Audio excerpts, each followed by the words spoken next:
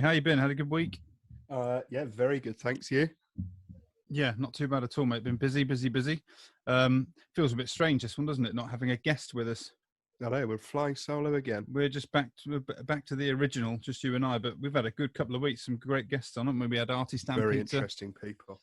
Artie Stan Pizza telling us how to make pizzas properly and telling you not to shove your arms in an oven. That's right. And then we had Katie Knight coming on and dispelling all the tricks of the trade of how to make delicious brownies, which we've since sampled ourselves, and they are Hashtag gifted. Hashtag gifted. Very, very, very good brownies too. And now it's back to just us a couple of losers. Yeah, well, we've got a very big interview this week coming up. So we have indeed. Obviously, if you check on the Instagram page, all is revealed on there. But we're both very much excited. We can tell you now. Oh, go on, you go for it. We've got Asma Khan coming on from the Darjeeling Express in London. The very, very same one. Netflix chef table. She's the first and only British chef to be on there, featured on there. So that's very exciting. Yeah, and if anyone is going to be listening to this and sort of in order, and they want to check out Asma Khan before we sit down with her, definitely watch that Netflix episode, because not just for the fact, not just from the perspective of, you know, her restaurant and the food she puts out, but her general story is pretty remarkable. You know, I watched it again last night just to sort of, you know, brush up on all the info, and I don't know, it's got the makings of like a biopic film about it, isn't it, in some ways? Yeah, it certainly has. It is. She's actually just got a book out. Ah, I've got it here. You're the man for the books. I've been researching. You're the man for the books. So yeah, Asma's Indian Kitchen, home cooked food brought to you by Darjeeling Express. In sort of preparation for Asma coming on next week, I'm cooking out of this week. Maybe tomorrow. You're going to give us a clue what you're going to prepare, or is it going to be up on Insta? It'll be up on Insta, I'm sure. Yeah, because we're all about the likes. We're all about the likes. Very good. So first topic that I wanted to broach today, and I know you're aware of it, but it's just to make other people aware of it as well, those who perhaps work in hospitality that aren't aware, or those that don't. We've mentioned before previously, like, there seems to be, because of the pandemic and what's happened and how badly it's affected hospitality, although there was a certain sense of community there without doubt beforehand, I think realizing and empathizing with the struggles of people who work in our industry, that sense of community has gotten a bit stronger. And I don't think there's an organization that epitomizes that more than a charity by the name of Hospitality Action. Now, it was set up in order specifically to help people who work in the hospitality industry, and it helps them through a range of things. Just going through their website here. They come in when the Clarence burnt down. They did, yeah. So they're literally like, if you need anything, just give us a ring. Yeah, and it's nice to know that you've got that kind of support. But they deal with all sorts of things, like Paul mentioned about the Royal Clarence, which sadly burnt down when him and I were working there. Not related. I'll put that out there. Not related. We have to say that every time we mention it burning down. Exactly. Yeah. I got a phone call. I got a phone call from my brother-in-law the day after the Clarence burnt down, and I never get phone calls from my brother-in-law ever, like never. And he rung me up just to ask me if I'd been making toast.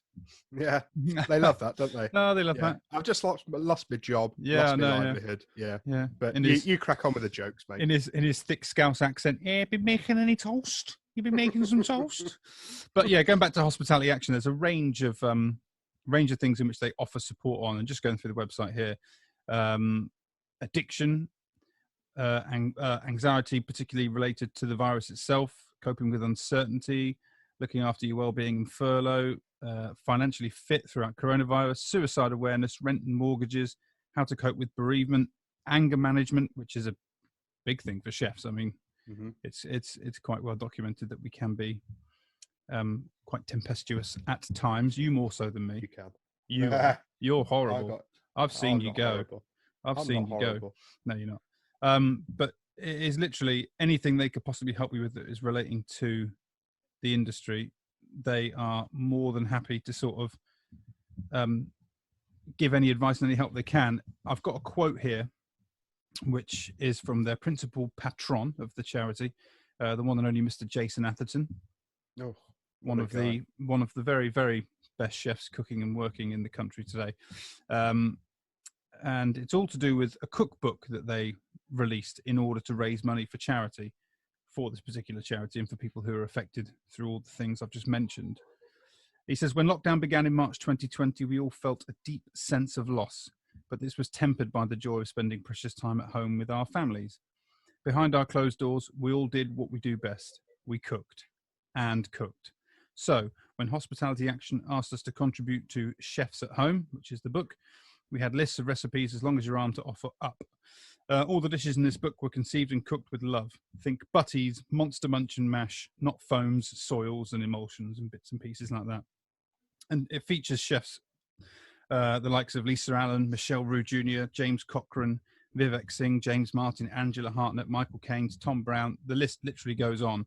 And it is available now. By the time this goes out, it will be available to purchase. And the money, of course, in some way, will go to Hospitality Action.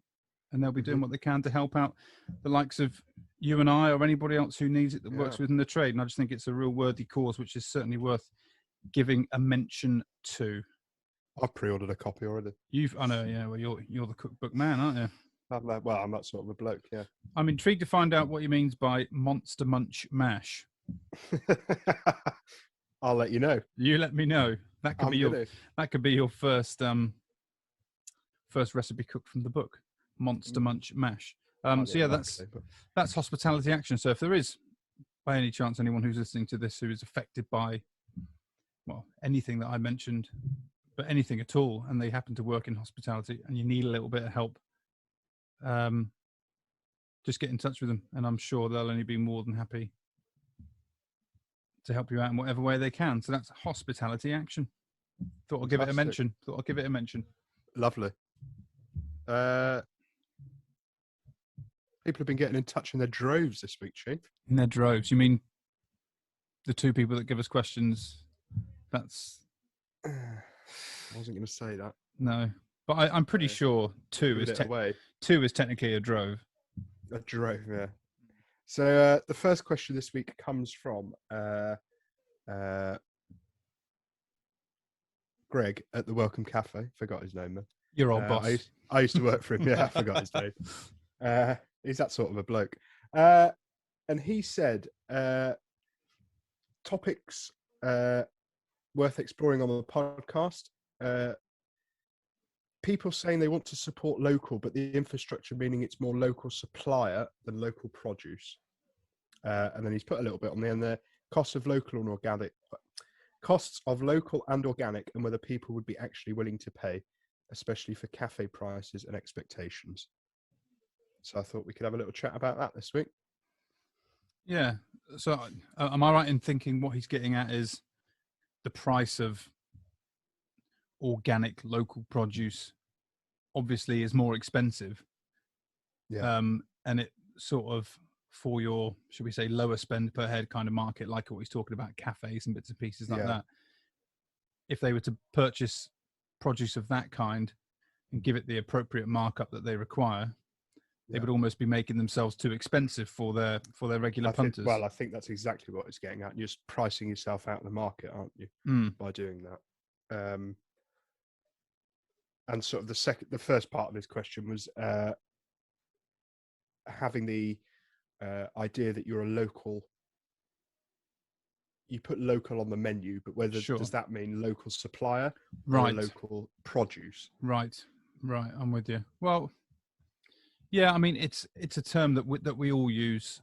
You know, it's one of those buzzwords. It goes on menus or it goes on, website blurbs and things like that. Local, seasonal, and even places go to the extent to really give the customer an insight of the provenance of the ingredients. They will put the particular farm or the particular supplier with which the product comes from, like, so-and-so's free-range eggs or so-and-so's pork or so-and-so's tomatoes and things like that.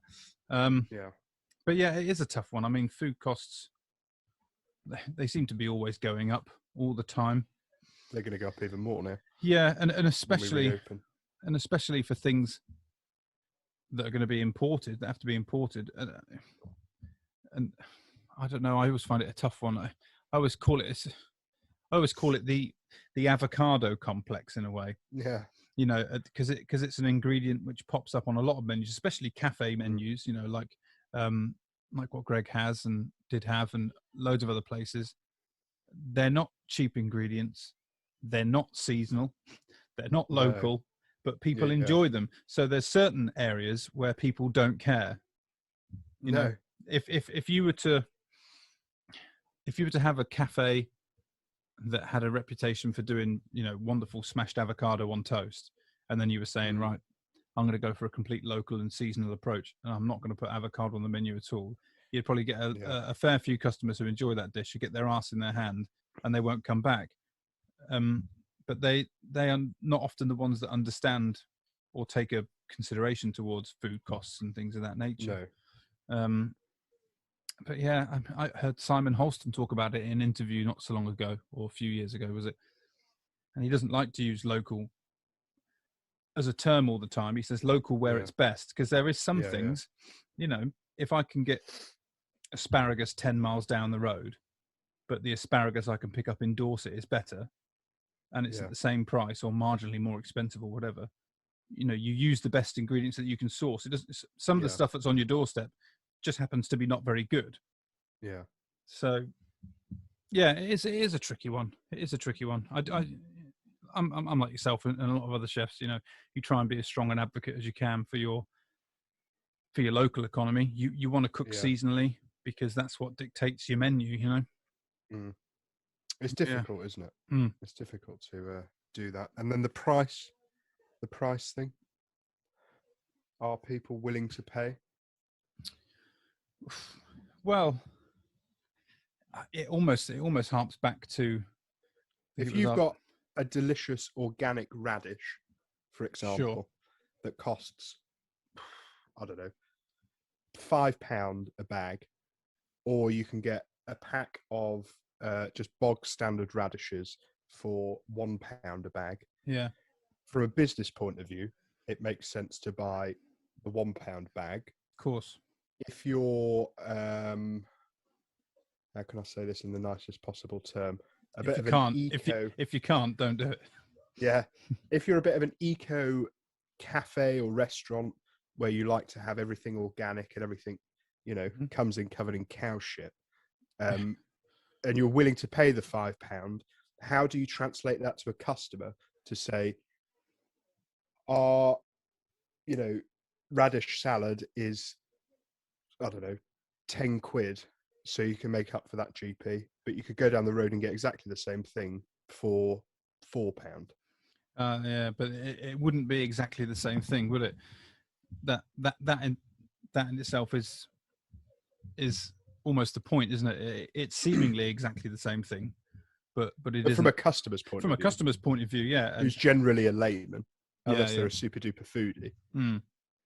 You know, you wouldn't know the difference between a great radish and a bog standard radish. Yeah, I don't know what you're getting at. I think in terms of, you know,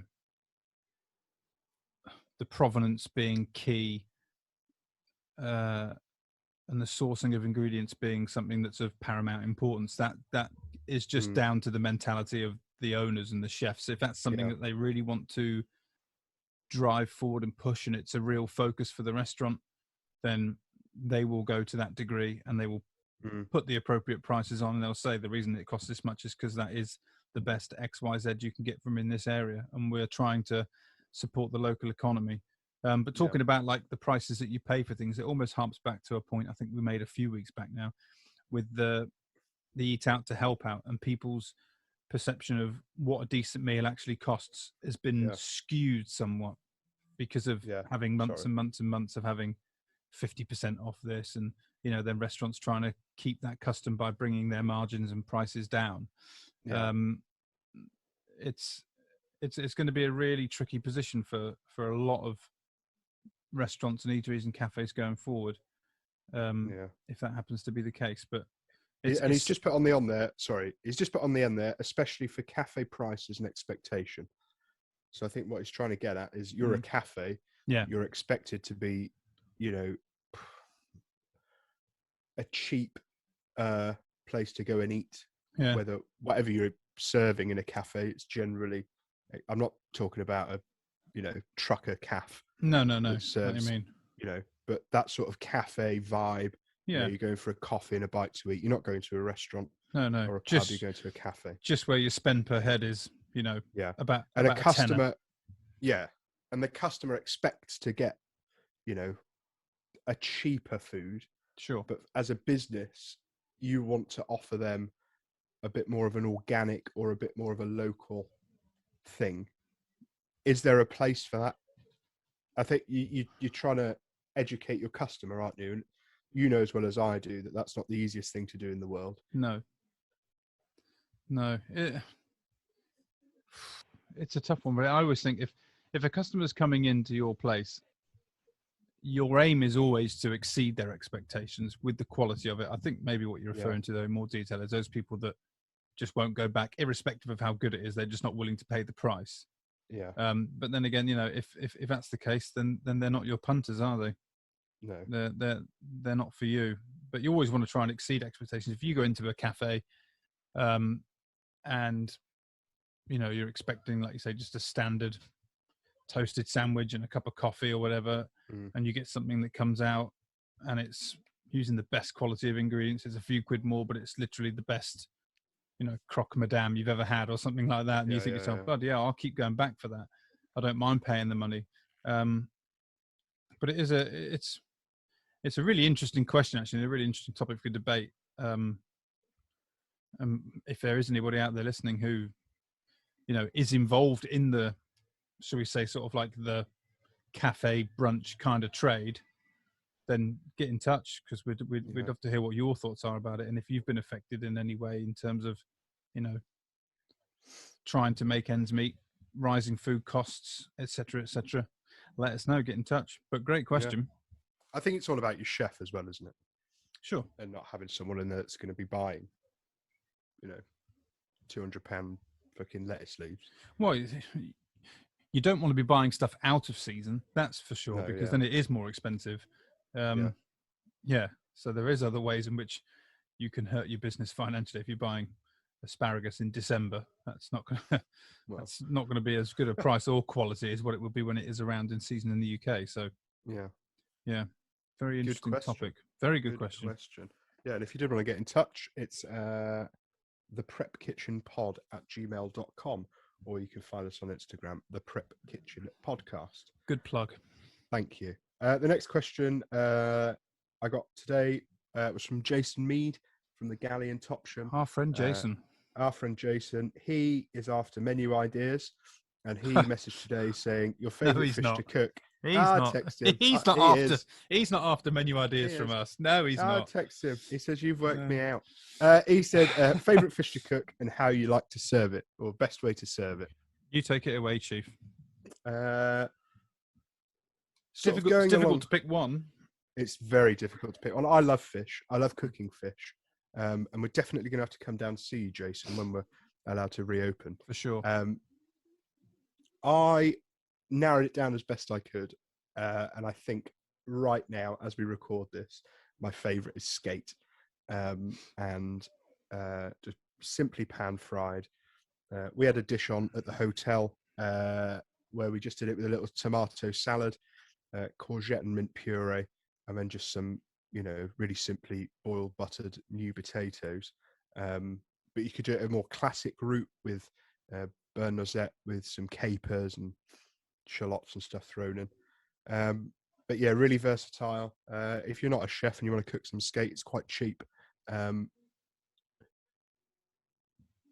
Make sure it doesn't smell of ammonia, because that means it's off. That's the biggest tip. And secondly, it's just got a lot of bones in there. You can cut them off, but it cooks too quickly, I find.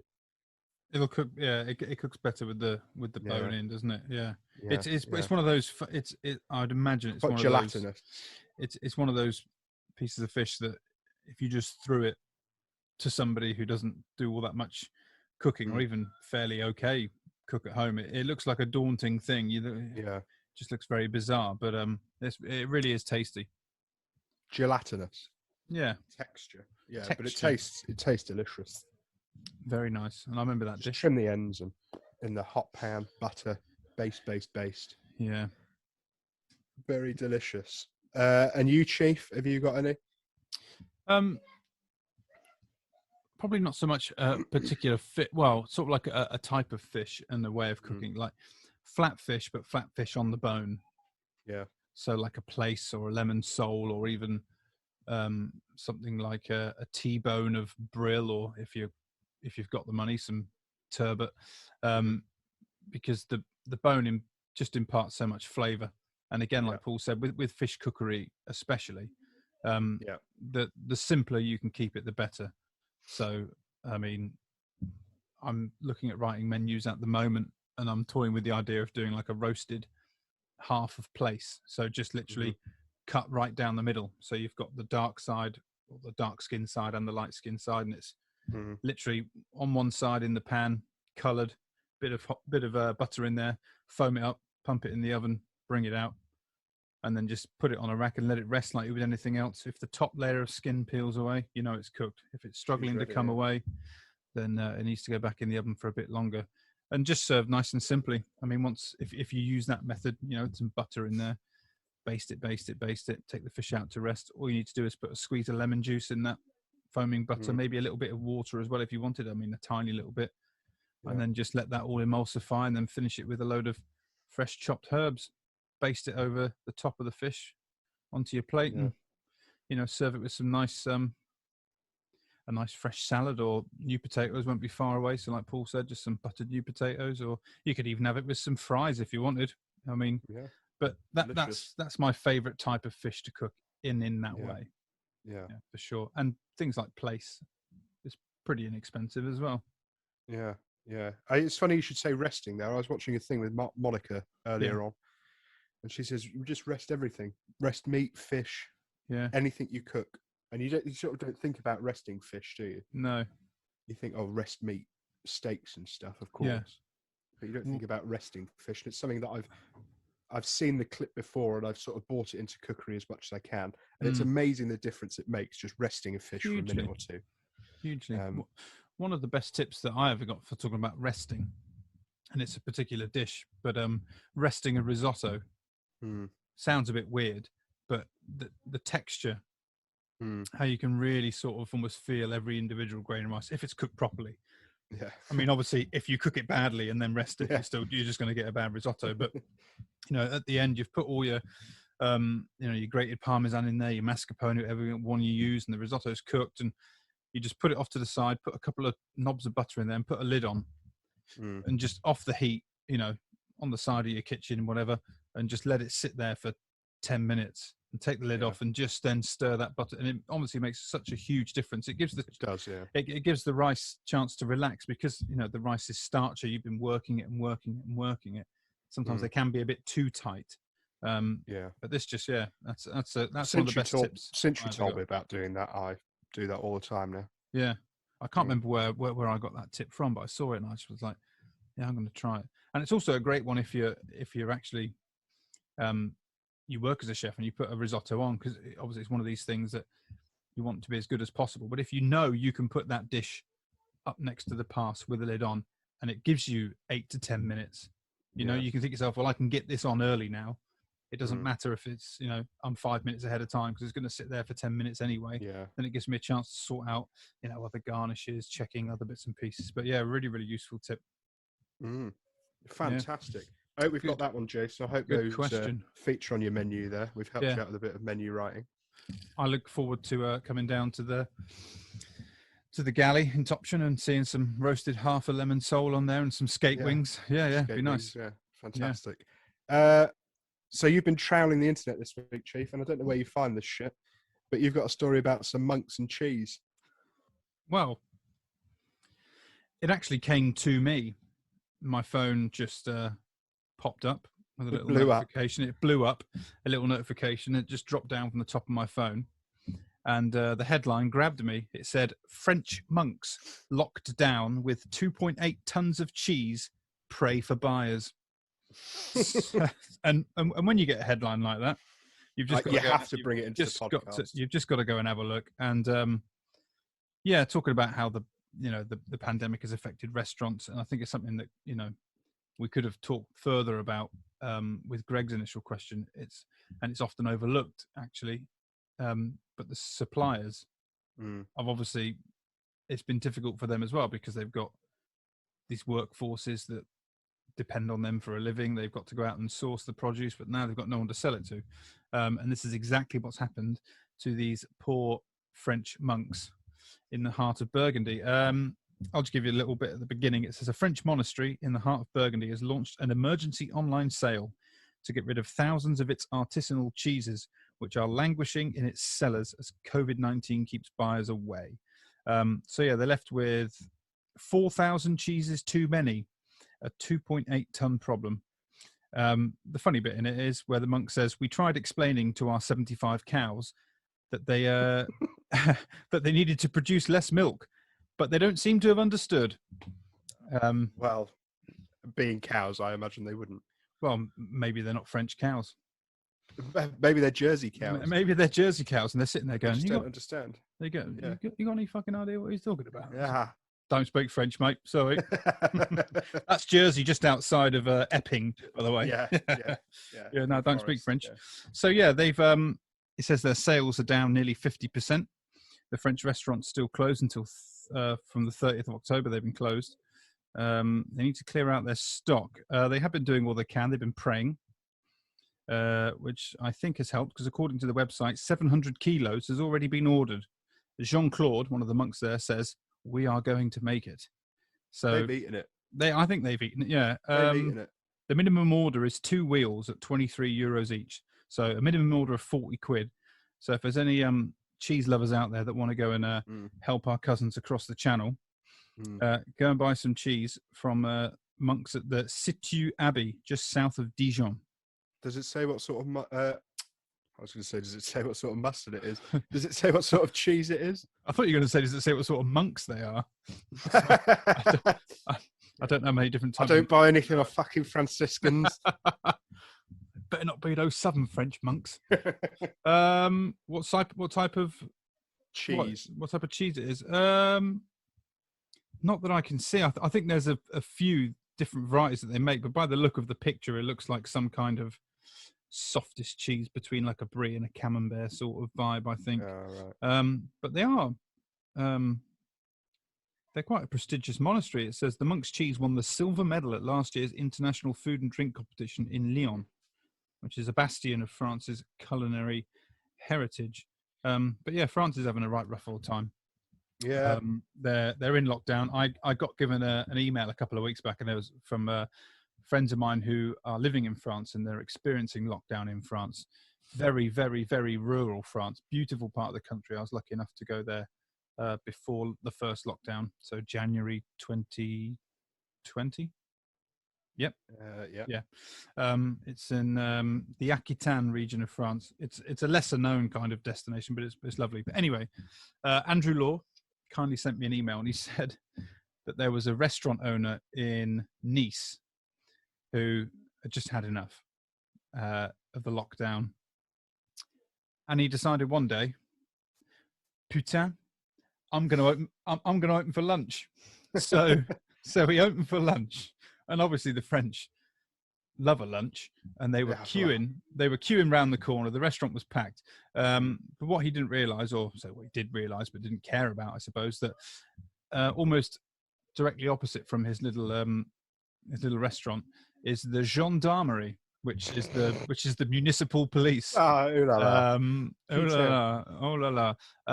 So the gendarmerie, I think, kindly, because of a little bit of compassion for their restaurant owning friend, decided to let him finish sort of serving all the lunches.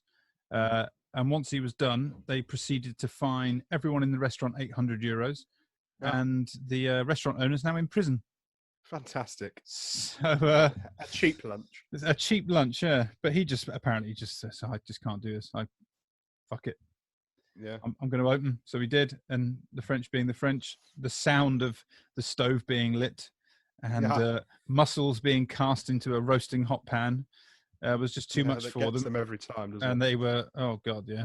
They were straight round there. So yeah, €800 a piece. And the restaurant owner is now in Le Bastille, or the equivalent of close by. So Expensive lunch. expensive lunch. So yeah, that was the interesting little bit about. Fantastic. Yeah. I just thought it was quite amusing, really. But the French just seem to have, when it if there's some things they're so stoic about, it's like, no one will stand in the way of me having my lunch. You know, I will get. You know, that's a terrible accent. That's more German. Well, for our listeners, it doesn't matter. No, I know. No. But yeah, there's part of me that really applauds the French in their attitudes, really. Things like that. Well, they just don't care. Chef's Table is going on to Chef's Table, and it's Series 1, Episode 1, and it's Massimo Bottura. So we are going to Modena in Italy. You're going right back. When was this first put out onto Netflix? I'm going to have to look. Hang on. 5 years ago? There's 6 series, but I think they've pumped a few out in 1 year, I think. Yeah.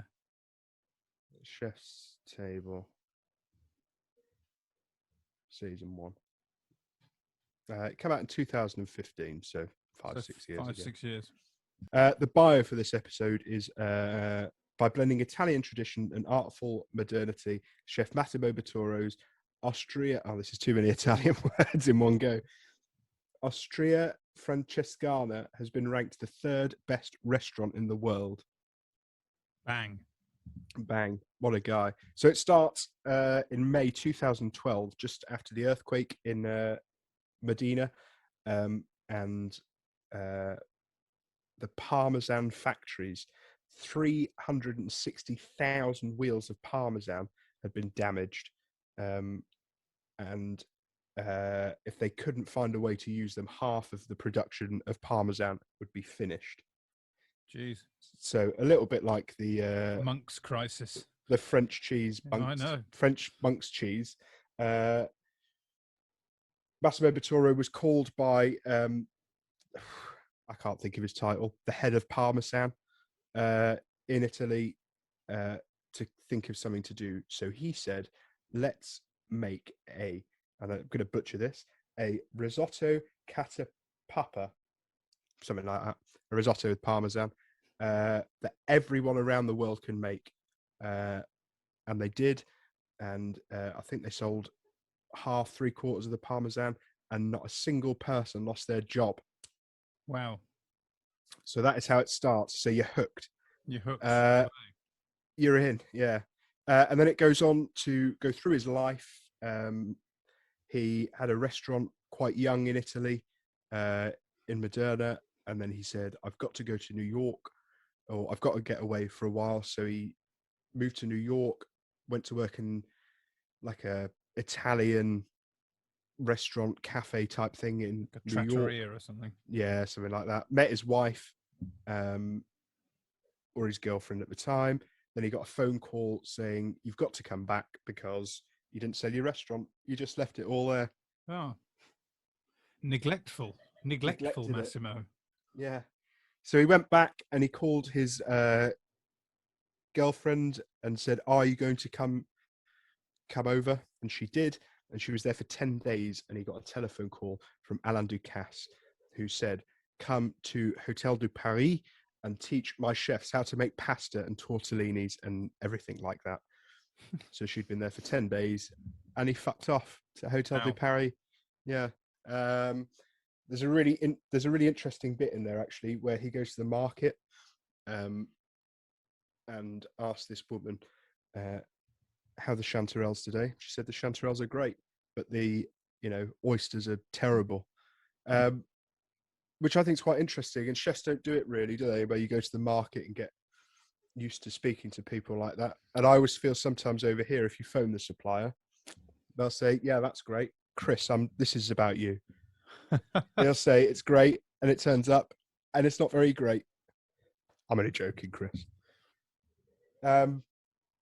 So all Massimo's dishes are made with traditional Moderna ingredients, but made in a different way than a trattoria, so they're more elevated. And they talk about how one night he was in the movies and with his wife, and she said, "What did you think of the film?" And he said, "I wasn't thinking about it. I was thinking how you could make a clear mozzarella and tomato drink." So he's always thinking about food. Never switch off. I think Never switches off. That's textbook behaviour from someone who's regarded as a real visionary in the last sort of couple of decades of, well, certainly in Italian cuisine, but on the world stage as well. And it's just it's what separates them from the mere mortals like you and I. They just see they He's see beyond thinking about food. Yeah, they see beyond just the basic, cooking and plating and flavor combinations. Their minds work in different ways that people, like you and I, could only sort of aspire to get to, really. Yeah.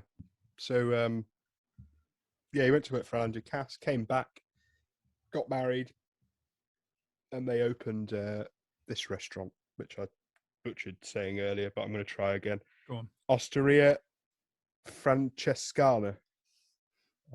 Perfecto. And obviously that's gone from strength to strength. He's got 3 Michelin stars. Mm-hmm. And the people of Moderna hated it because it wasn't what Italian food is. Yeah. But it broke all the rules, didn't it? He broke the rules. And then he was saying that one of Italy's biggest food critics for Espresso magazine or something was driving from one part of Italy down, but there was a massive traffic jam and they had to stop in Moderna, booked in, had something to eat, and said, "I'm sorry that it's taken me this long to get here." Wow. And because he wasn't getting the feedback that he wanted from the residents of Moderna and the food critics and everything, he just thought, "Oh, fuck it, I'm just going to be so outrageous now." And he did like 10 tortellone on a plate called tortellone going to the broth. And they hated it. And then his classic crispy bits of the lasagna, which they hated. And it's just took off from there. And then how it's sort of evolved over time into somewhere that his wife and his kids go and all that sort of thing. It's a very good opening episode. Oh, it is. And hopefully as this segment goes on, I'll get better at reviewing them. But yeah, a very good opening episode. And it goes big name as well. A big name, yeah. And he's famous for his "Oops, I dropped the lemon tart." Oops, I dropped the lemon tart. Yeah, they go into that. Whereas his sous chef was plating up a lemon tart, and the last ones of the evening. Yeah, he dropped it on the floor or on the side of the. He just dropped it on work the side. surface, and it just, as landed a lemon tart would, down. Just capitulated under the force, and his sous chef was distraught. Oh no! And then Massimo, you watch it; it's great. He goes, "Stop," and he's like, "Look," and he's doing all this, going, "Look," and from there, it's developed into this dessert known as "Oops, I dropped the lemon tart," which is inspired by a complete disaster. It's just like I say, it's just a different thought process for chefs like that. Whereas like you and I, if someone dropped the lemon tart the last one of the night and there was nothing left, we'd have been fairly displeased with that. I would have gone fucking bananas. You would have gone bananas. His sous chef's interviewed on there and he's talking about that, and he says, "I just wanted to kill myself." It's the last one of the night, and I just wanted to. Yeah, especially in a restaurant of that standard, of that caliber. Yeah, I've got a couple of questions. Go on. Firstly, what do you think about chefs giving dishes funny names? Well, it's not something I've really ever thought of that much. I mean, it doesn't. As long as the names, I suppose, are in keeping with the style of the restaurant, or it doesn't seem so out of place. I couldn't see them. You don't really get it over here, do you? No, but in terms of, I wouldn't expect to walk into the dining room at the Ritz Hotel. Firstly, because I wouldn't expect to get that far. They'd ask me to leave by the time my ass got through the lobby. But, you wouldn't go into a place like that and find some quirky name to describe a dish or give it some, almost a personality of its own through its name. It's something I don't think of. I've seen a little odds and sods here and there. I've seen dishes referred to as tongue and cheek when they're using ox tongue and ox cheek and things like that, which is fair enough. I mean, But if it seems out of place, it just looks a bit You odd. sort of see it on the Great British menu, don't you? They'll give it a little. Well, they do, yeah, because they're working. Like I said, it makes sense for them to do it because they've been given a particular remit, and it shows how much thought they're putting into the dish and its presentation, and how much it relates to the subject that they've been given to sort of, or that brief they've been given to cook along to. But no, I wouldn't be going and putting quirky names on a menu, probably because I'm not that clever to come up with anything half decent, to be honest. Yeah. Yeah. And the second question that I've got is, we used to work with a chef who, I can't remember whether you were in on that specific day, but he was telling me about Oops, I Dropped the Lemon Tart. Okay. And how he wanted to put something similar on the menu. Does this ring any bells? Alarm bells is what it rings, to be precise. But yeah, it's ringing bells. I know we've talked in the past about using chef's dishes for inspiration. Yeah. But when you've got such an iconic dish as Oops, I Dropped the Lemon Tart, in whatever guise you could come up with to put that on a menu,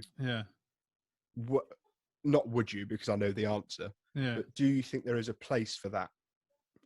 Well, or should you be focusing on putting on the best lemon tart that you can? If you use his lemon tart recipe, but don't break it, or well, it would just. Could you put on a menu, Oops, I Dropped the Lemon Tart, Massimo Bottura, as we did with egg custard tart Marcus Waring? Yeah. Or is it a complete, don't even go there? Well, for you. For me, it would be a complete... I know you wouldn't do it, but no, your opinion on it. I think, well, it would almost seem contrarian if I was to say don't do it. But then again, we have done similar things. And it's a really difficult one. I always say if you are going to take a recipe straight from a chef and you're going to use it in the exact fashion, especially something as recognizable as, Pig's Trotters Pierre Kaufman or, egg custard tart Marcus Waring, whatever it might be. You've got to honor the chef who come up with the dish.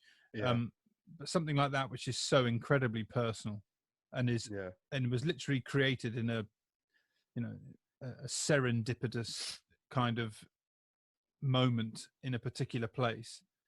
From disaster came a dish which has been, which is now renowned around the world. I think that's going a bit too far, because if you just put on there, Oops, I Dropped the Lemon Tart, and you put it in your own high street bistro, that's just obvious plagiarism, because people wouldn't. Not every punter who comes through your door would really have an idea of where it comes from. If you were willing to share the story along with part of the service, then perhaps you could get away with it. But I wouldn't go near anything like that. No, and not me, Chief. To a certain chef that would do it. I know they would do it. Yeah. What would you say? No. I don't. Yeah. If you went into a job and they said, "Look, we've got this dessert idea. It's a lemon tart that's been dropped upside down, and you know full well that it's his, but they're trying to give you a bit of bullshit." Would you say, "Hang on a minute, that's 3-star Michelin's Massimo Bottura," or would you say, "Yeah, it's a good idea"? If I knew I wasn't going to go back there to work, I'd probably egg it on and go, "Oh, great idea! They're going to love this. Where'd you get your ideas And then ring from?" Massimo, and then I'd get straight. We've got his number now because of the podcast. Yeah, I'd be inclined to say straight away, because I'd almost be insulted that they. I'd be embarrassed. Well, I'd be insulted if someone was trying to play it off and not expect me to know what it is and where it's come from. Yeah. That'd be like them saying, "You're clearly a fucking moron, and I'm going to pull the wool over your eyes here. And this is my Oops, I Dropped the Lemon Tart." And you'd be like, "Well, I'm a chef and I live on Earth, so I know I know that this dish isn't yours. It's not yours, big boy. It's not yours, no." So I wouldn't do it, Chief. But there are some that will. They will do. Probably countless others that have tried to copy something in that kind of way. Just shit versions. Well, they've probably made like a chocolate delice and then just punch it the second before it goes out the kitchen or something like that. Crap! I dropped the chocolate tart. Oh yeah, dearie my! I left the freezer open and defrosted all the ice cream. Something like that. No, it's not for me, Chief. I'm a lot more. It's not for you. A lot more textbook than that, I'm afraid. I'm not the most adventurous chef in the world. And that's. Sometimes to my detriment, but can sometimes be perhaps to my credit as well. Who knows? I'm not the one to judge. Well, yeah, but I think there's an interesting argument in there, which we Yeah, might come back absolutely. to actually, where Where's the line? where's the line of honouring a chef with a dish that you'd call egg custard tart Marcus Waring or Hmm. pig's trotters Pierre Kaufman, and where do you cross that line into, even if you call the dish, oops, Massimo Bottura dropped his lemon tart again, Hmm. the dozy twonk. Where does that line blur? Even if you'd have worked at this restaurant, Yeah, which you're not going to you, pronounce for a third time, are you? I'm not going to do it again. No. I'm not going to chance my luck again. Even if you worked there, it's not something that you would take. No. You might take his lemon tart recipe, Yeah. but you wouldn't necessarily take the spin that he's put on it. No. No, because it is so unique. It is, Yeah, like I said, it's yeah. so individual. You can't. And you couldn't get away with it. You could no, you couldn't. You get away with it with a few people who wouldn't know what it's all about, but the people that do know, and there are enough people that do know, I'm hoping they would come down on you hard like a ton of Yeah. bricks. Yeah. Can I speak to the chef, please? Yeah, can I just want to know where he got the inspiration for this I dish. just have him out here for a few minutes. I want to clear a few things up. My name's Like that time Gordon Ramsay goes to in that old episode of Kitchen Nightmares. in Kitchen, and yeah, He has a scallop dish, doesn't he? That's right. Yeah. And he Could you just ask the chef where the inspiration for this dish comes from? Yeah. And you could just hear him in the kitchen. Oh, Yeah. fuck. Yeah, it's just that little voiceover that Gordon does throughout Yeah. the programs. He's like, "This next dish better be good because it's one of mine." Yeah. Yeah, Maybe ow. we'll do that. Maybe we'll do that on this podcast to talk about those series. Classic Ramsay. Yeah, Yeah, they're the best ones. yeah, it'd be worth a go. I think it's a subject which could bear some fruit for the podcast. That one, Chief. It certainly give us something to talk about there. Yeah, there's always something in there, isn't there? Which will I could pick something out of anything. No, I know. Yeah, I just clutch at straws and hopefully something's good enough. Clutching at straws. Well, I think there's some traction with that one, mate, for sure. Fantastic. Depending on how this goes, cookbook reviews might be back next week. It might be nice to throw it in for a change. They might not. In a few weeks' time, you might come across something and be like, "Bang! I'm going to put that back in. It's a great book." Yeah. You know, as McCann's, for example. Yeah. That's got to be worth a review. If you have got any TV shows or cookbooks you'd like us to review, you can email us theprepkitchenpod@gmail.com or message us on Instagram at the Prep Kitchen Podcast. Spot on. Right, mate.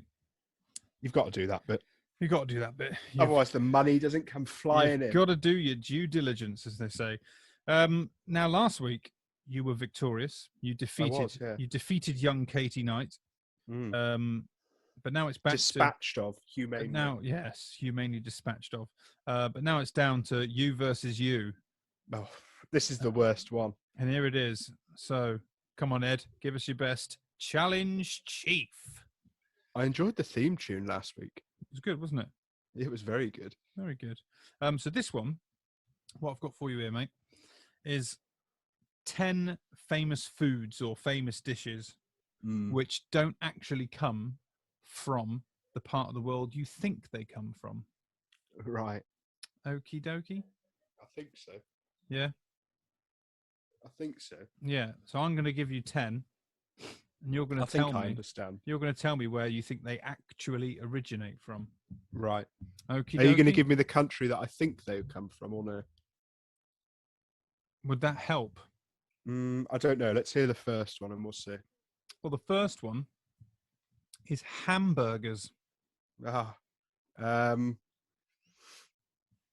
Hamburgers. And where would you think they've come from? Because I think I know. Go on. Where do you think? The USA. The USA is where you think they come from.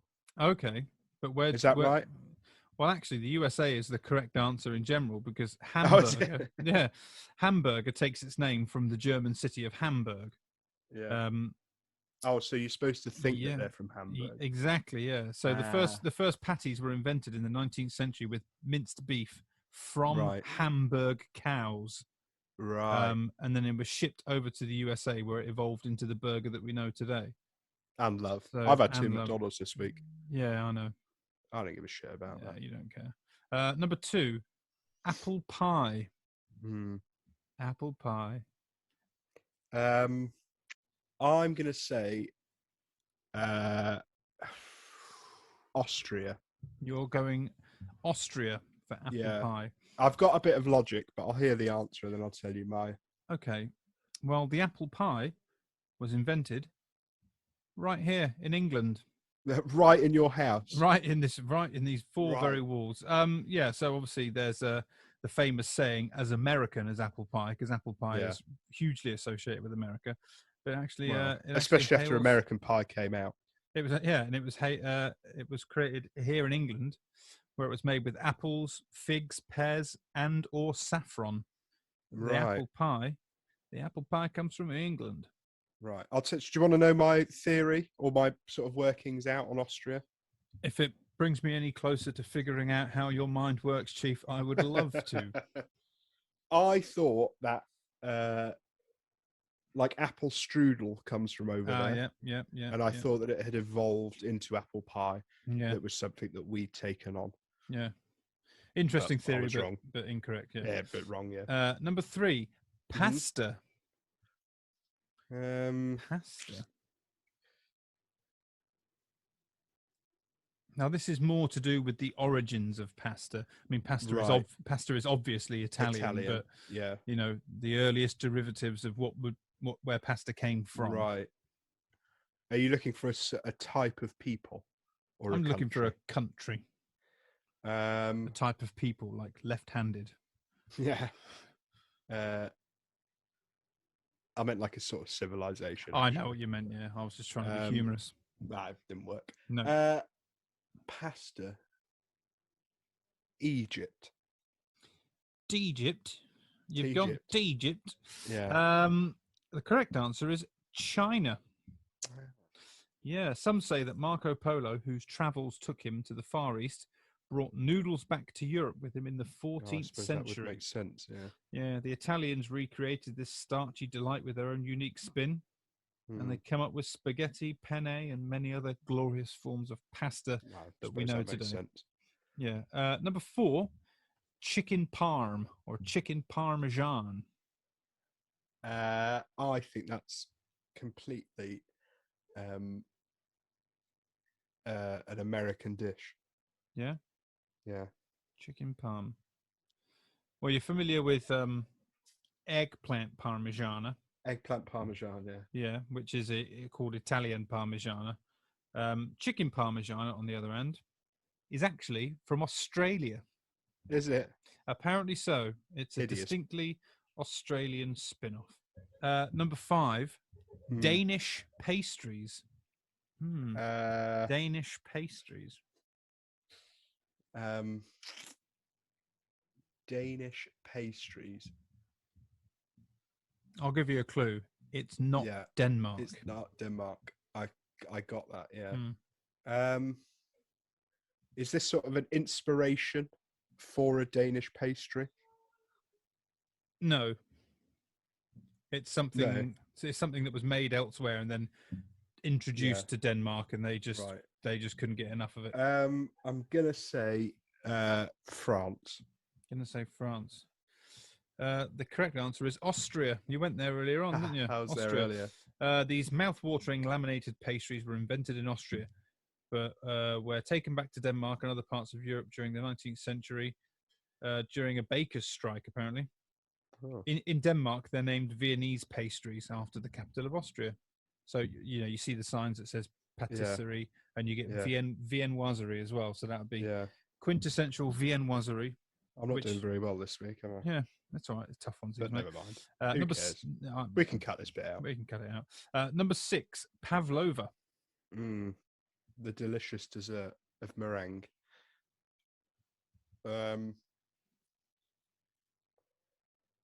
I'll give you a clue. Yeah. You're in Europe, Chief. Well, okay. Thank you. You're in Europe. Well, you're not technically in Europe anymore, neither am I. But this country of origin is still most definitely Europe. European. Germany. Any particular reason why you chose Germany? Just sounds like quite an aggressive word, Pavlova. Yeah, that's absolutely right. It is Germany. Now there you go. Yeah, it says it's a battle between the Australians and the New Zealanders. They briefly claimed that they invented the sugary treat, but experts have confirmed that Pavlova was invented in Germany and perfected in the USA, apparently. But it is German. Number 7, croissant. Le croissant, le typique pâtissier français croissant. Yeah, I know this. Mm. It's, of course, escaped my mind. We're back in Europe again. I know.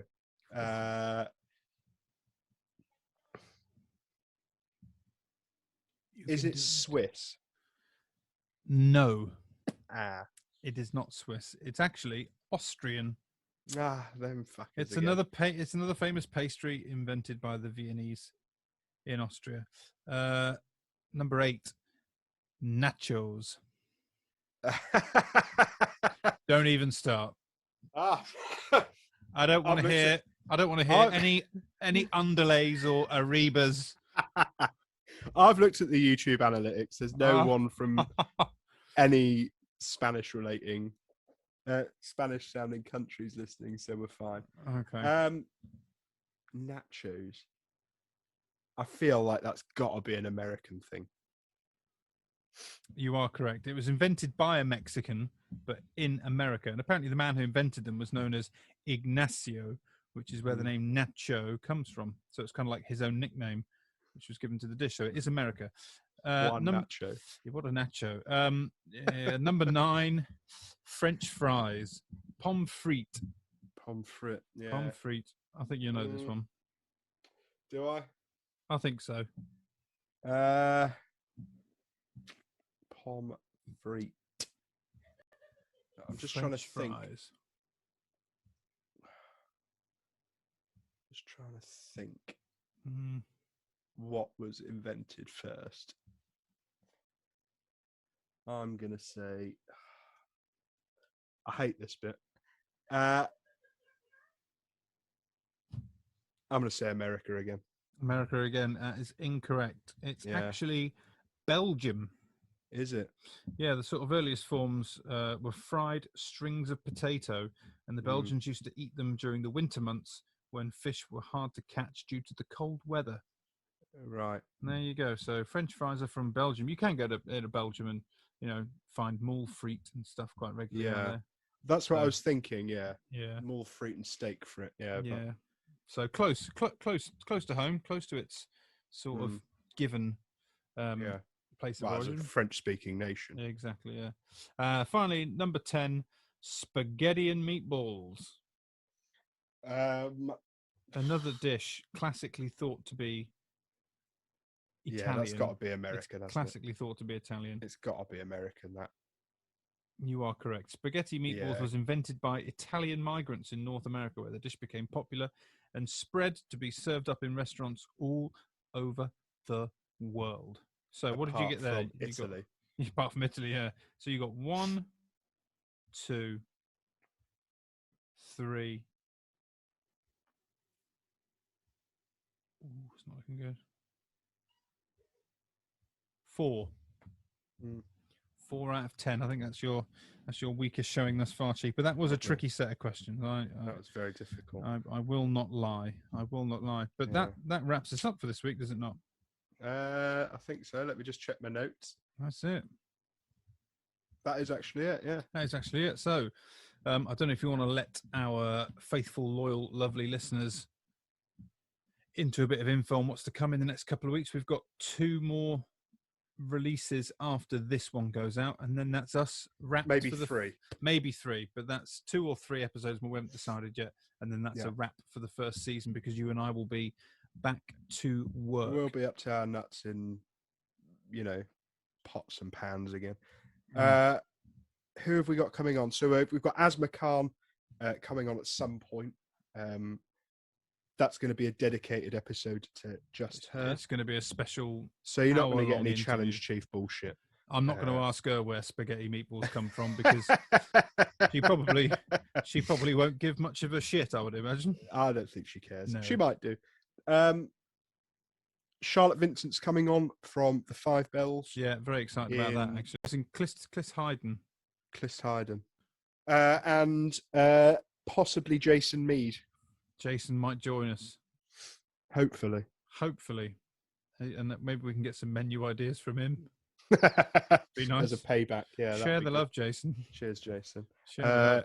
If you enjoyed this week's episode, don't forget to give it a little like down there and subscribe if you're not. 73% of our viewers aren't subscribed on YouTube. That's a disgrace, isn't it? Hey, as long as they're listening at the end of the day, we do appreciate. No, we need them. I would like a silver play button somewhere around here at some point. So if you could hit that subscribe button, it's free. We won't ask you for money yet. And the notification bell so you never miss an episode. Oh, brilliant. That's it. Thanks for listening. You are shameless, Chief. Absolutely. I don't care. I know you don't. I'm not asking for £10 notes. No, I know. I'm just asking them to do a little click. Takes 2 seconds. But anyway, we do generally appreciate anyone who's listening and is interacting with us on Instagram and other various forms of the social media. It's greatly appreciated. We have a lot of fun doing this, and the more you guys get involved, the more fun we'll have. And that's basically it. Just thanks very much. Help us get a silver play button. Help him get a silver play button. Prep Kitchen Podcast. You'll see it and want one. You'll see it and you'll want one. Help us get. That's what I'm going to call this episode. What's that? The quest for a silver play button. That should bump up the views a little bit. No, that'll really work, wouldn't it? Sound logic there, Chief. Right, mate. Well, thank you. Have yourself a good week, and I'll see you in a couple of days' time where we talk to the one and only Asma Khan. Asma Khan, yeah. If you and whatever you do, don't ask her to fucking subscribe, okay? Don't do that. I've emailed her already. No, I thought you had asked. Yeah, I thought you had. Yeah. Spot on. That's it. Another one done. Cheers, Chief. No worries, mate. You look after just got yourself. A French ditty ringing in my ears now as we close the episode. That's it. I'll see you next week. Yeah, take care, mate. Bye.